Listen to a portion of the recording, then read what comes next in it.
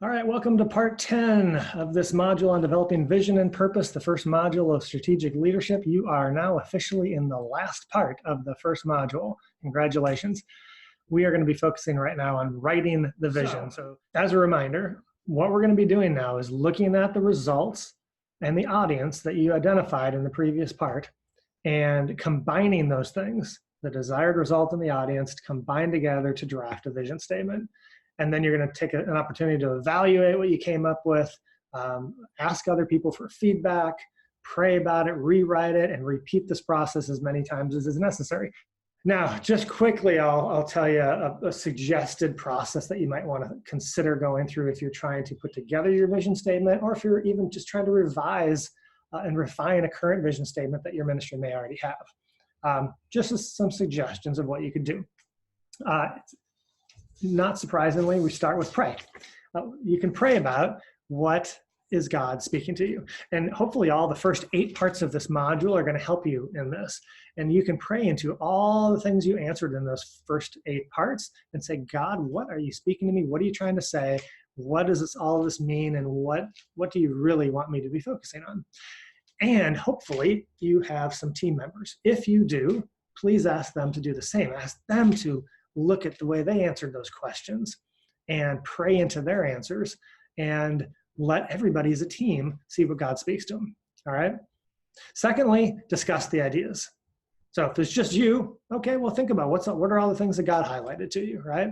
And if you have a team of people, let them share. Yeah, here's what's been highlighted to me. Here's what's really standing out to me, and get it all written down on a piece of paper, flip chart, whiteboard. And next, you're going to want to give people an opportunity to start actually trying to draft a vision statement. And nobody has to worry about getting the wording great or having a perfect statement. We're just trying to get some ideas down on paper of possible short, simple statements. So if it's just you, you might write 1 possible vision statement down, or you might write 5 or 10. The more, the better. And let your team members, if you have them, do the same. Just individually write down some ideas, right? And once everybody's had a chance to do that, then come back together and look at it. Write it all down and look at it all at the same time. And number 5, start evaluating. Hey, what do we really like about these statements? I love that word. I love that phrase. I see some repeated ideas or themes coming up. Oh yeah, we definitely don't want to miss this aspect and this idea. And you can just highlight things and circle things that you really like in the different statements that people have written down. And after that, just start again.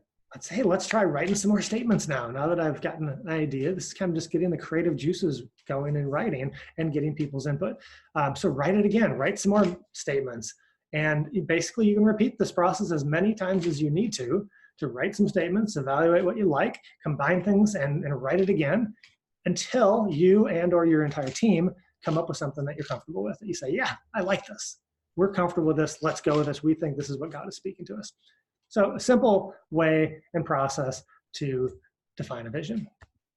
So that's the process from here. You've got a great starting point from the previous 9 parts of this module, and now you get a chance to put it all together and see what you come up with God. And don't worry if you're not quite ready to have your final vision statement. It's not like you can force this to happen in 1 week, and just because you went through all these steps, you're going to have figured out your perfect vision statement for the rest of your life. This, as I said earlier in an earlier video, this is a process of coming up with your vision. It takes time. You can't just do it in an instant or force it to happen, but you can be intentional in thinking and praying through these things. And over time, it'll all become more and more clear. So if you have something by the end of this module, that's awesome and wonderful. If you're not quite there, don't worry about it. That's okay. Keep working on it over time. All right. So examples of trying to combine your desired results and your audience into making a vision statement. Again, I'm going to go back to the ALLC, the Asia Leaders Learning Community.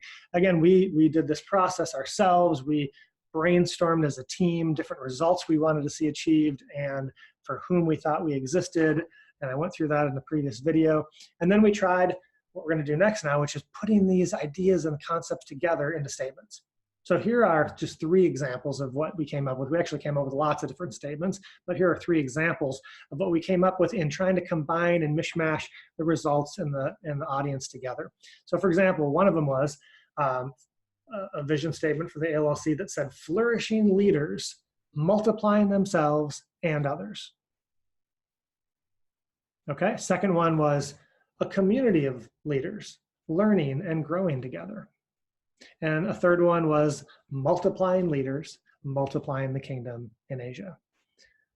So what we did is we went through sentences like this that we each came up with, and we highlighted and circled things that we really liked and said, oh, I'd love to have that word or that phrase or that concept included in our final statement. And we just kept thinking, praying, rewriting, evaluating, thinking, praying, rewriting, evaluating, right? Until we came up with something that we were comfortable with. So that's really how it worked. A few more examples. If you just need to see what do other vision statements look like or sound like, here are just some examples for you. And again, we want to be focused on, did they identify a result and for whom? So I already read the ALLCs. I won't read that one again. But here are some other organizations in the world that are doing great things for people around the world. May or may not be Christian organizations, but they're great organizations. So this next one is called Oxfam, and their vision statement simply says, a just world without poverty. So do they clearly define a result they want to see? Yep, pretty clear. They want to see a just world. That's the future result that they envision. A just world where poverty does not exist. So the whole statement is their result, right? But what about the for whom? Who do they exist for?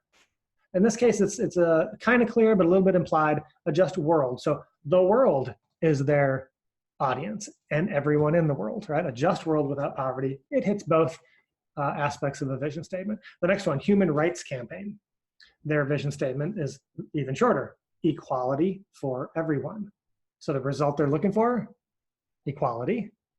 For whom? Everyone implied in the world, right? That's a clear, easy, simple one.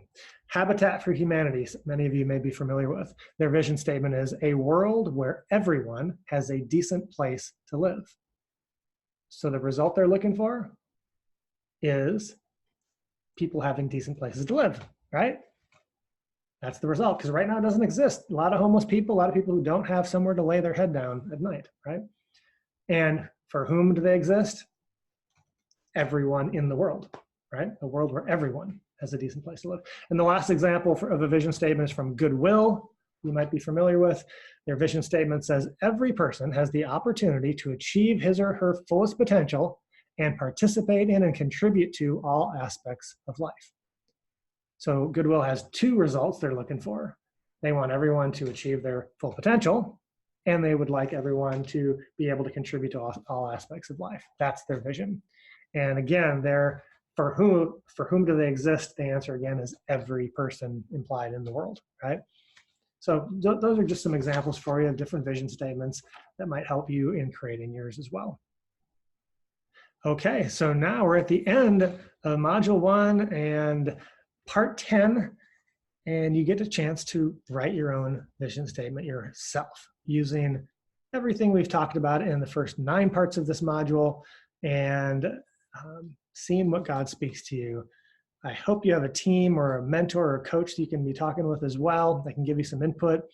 But I hope you enjoy this process of working with God to identify and define and write the vision that He's put on your heart. God bless you.